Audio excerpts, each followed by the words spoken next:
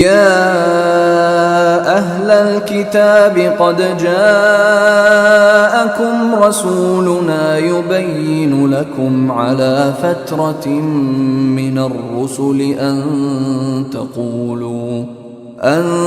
تقولوا ما جاءنا من بشير ولا نذير فقد جاءكم بشير ونذير والله على كل شيء قدیر۔ یا اہل الکتاب، اے اہل کتاب،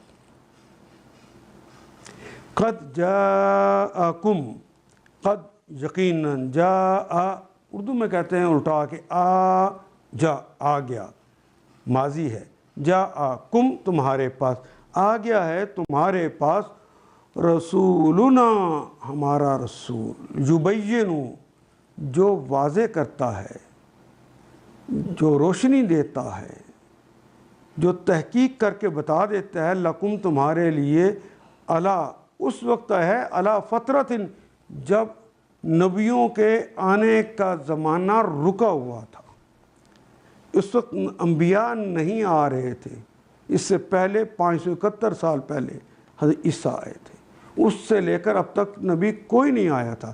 فترہ کہتے ہیں اس وقفے کو ہے جس میں کوئی نبی نہ آئے۔ علی فترۃ من الرسل، رسولوں کے آنے کے درمیانی وقفے، یہ جو وقفہ تھا اس وقت وہ آئے تھے، ان تقولو، ان کے تقولو تم کہتے ہو یا کہو گے، ما جاءنا، یہ اس لیے آ گیا تاکہ تم نہ کہو ما جاءنا، ما نہیں، جاء آ گیا، نہ ہمارے پاس، نہیں آیا ہمارے پاس، من بشیر ولا نذیر، نہ کوئی بشیر آیا ہے، نہ نذیر آیا ہے، نہ خوشخبریاں دینے والا آیا ہے، نہ کوئی ڈرانے والا ہے۔ فقط جاءکم، پس یقین آ گیا ہے، کم بشیر و نذیر، وہ بشیر بھی آ گیا ہے اور نذیر بھی آ گیا ہے، خوشخبریاں دینے والا بھی اور نذیر دینے والا بھی۔ واللہ علی کل شیء قدیر، اللہ تو ہر چیز پر قادر ہے۔ اے اہل کتاب یا اہل الکتاب، ہمارا یہ رسول اس وقت تمہارے پاس آیا ہے اور دین کی واضح تعلیم دے رہا ہے جب کہ رسولوں کی آمد کا سلسلہ ایک مدت سے بند تھا۔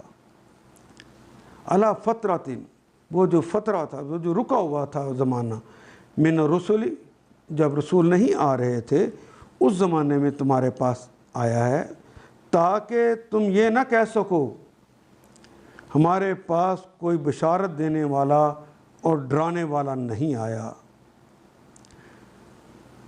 ان تقولوا، کہ تم کہہ دو، ما جاءنا من بشیر ولا نذیر، کہیں تم یہ نہ کہہ دو کہ ہمارے پاس بشیر و نذیر نہیں آئے۔ وقد جاءکم بشیر و نذیر، نذیر، اور تمہارے پاس تو وہ دیکھو بشارت دینے والے بھی اور ڈرانے والے بھی آ گئے ہیں۔ واللہ علی کل شیء قدیر، اللہ ہر چیز پر قادر ہیں۔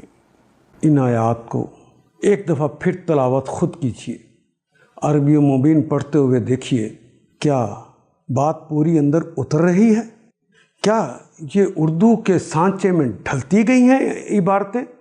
اگر بات سمجھ آنی شروع ہو گئی تو الحمدللہ یہی ہمارا ہدف ہے اور یہ ہدف پورا ہو گیا۔ اللہ میرا اور آپ کا حامی و ناصر۔ الف لام